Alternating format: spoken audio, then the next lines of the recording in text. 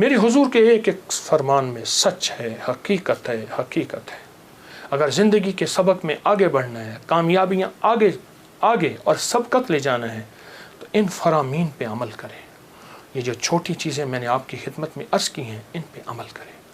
آئیں پھر ایک اور چیز بھی تحفہ دیتا ہوں، حضرت امام حسن کا، یہ وہ گھرانہ ہے اہل البیت کا، جن کی برکتوں سے معاشرے کو، زمانے کو دنیا بھی ملی، دین بھی ملا، عشق بھی ملا، حرمت بھی ملی، عزت بھی ملی، وقار بھی ملا، مانگنا بھی ملا، رونا بھی ملا، اشک بھی ملے، آنسو بھی ملے، اور اللہ کے خزانوں سے لینے کا مزاج بن گیا۔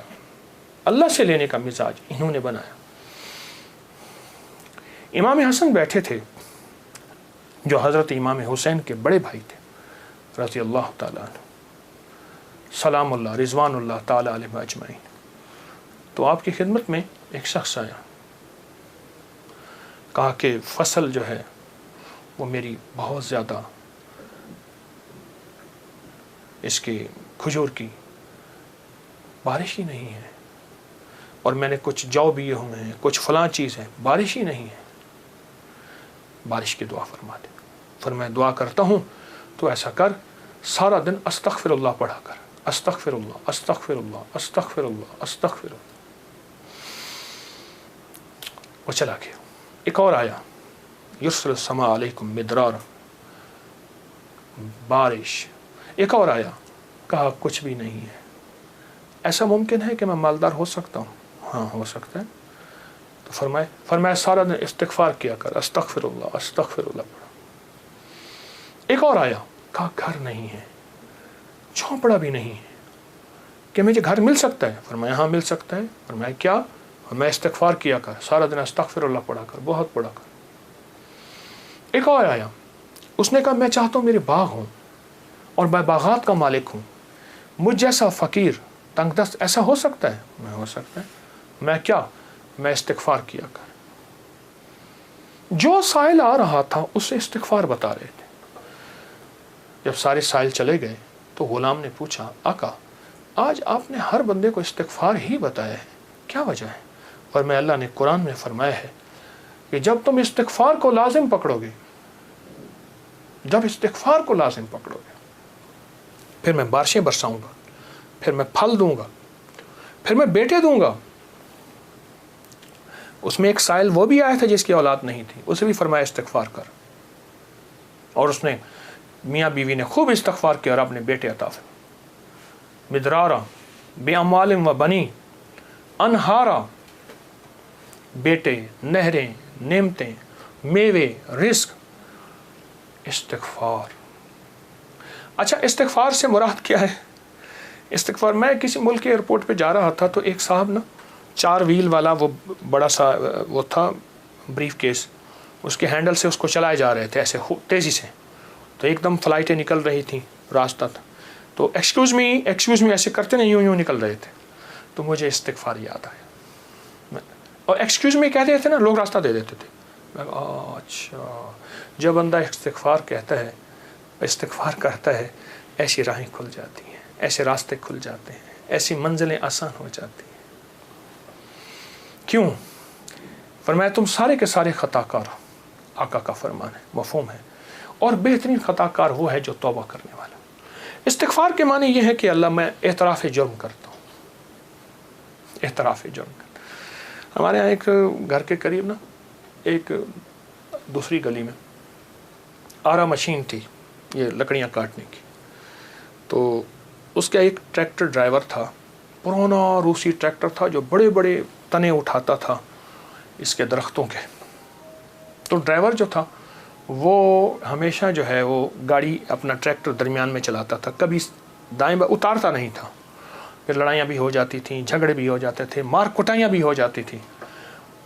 وہ ڈرائیور میں نے دیکھا ہوا بیچارہ ایک حادثے میں فوت ہوا۔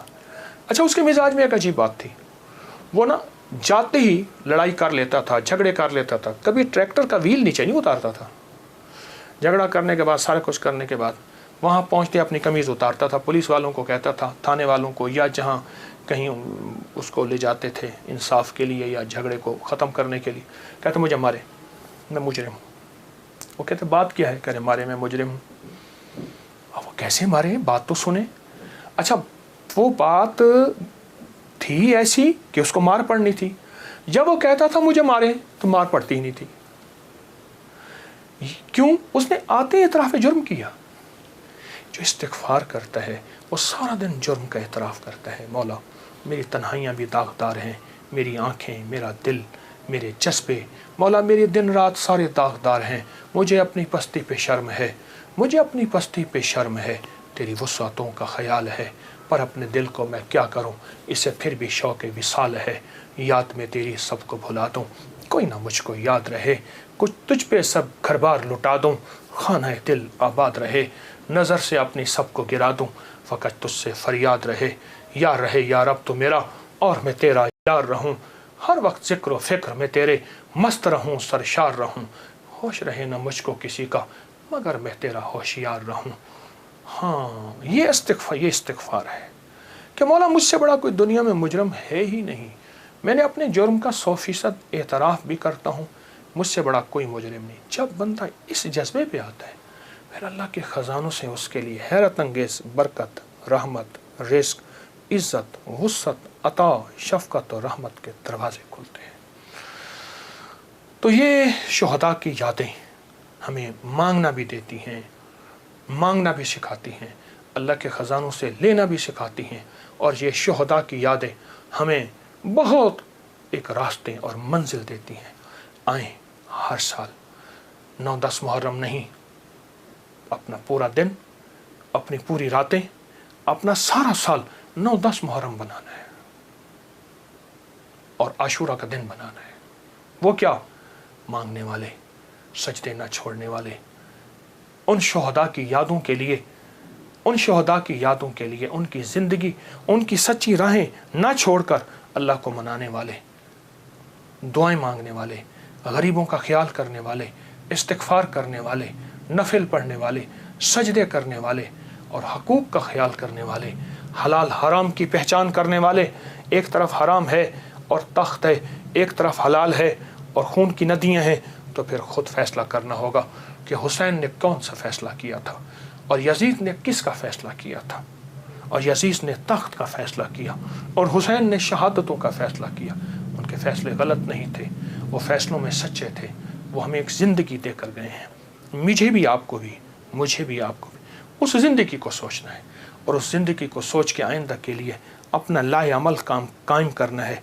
आज के बाद हमारा हर दिन आशूरा का होगा, सब्र में भी, अता में भी, तौबा में भी, मांगने में भी, दुआओं में भी, इस्तिग़फ़ार में भी, अल्लाह की मोहब्बत में भी, इश्क़ मुस्तफ़ा में भी और मोहम्मद आले मोहम्मद की निस्बतों के साथ, असहाबे मोहम्मद की शहादतों और निस्बतों के साथ इंशाअल्लाह हमारा हर दिन इसी तरह रोशन होगा और हर दिन इंशाअल्लाह कामयाबी का सफ़र होगा।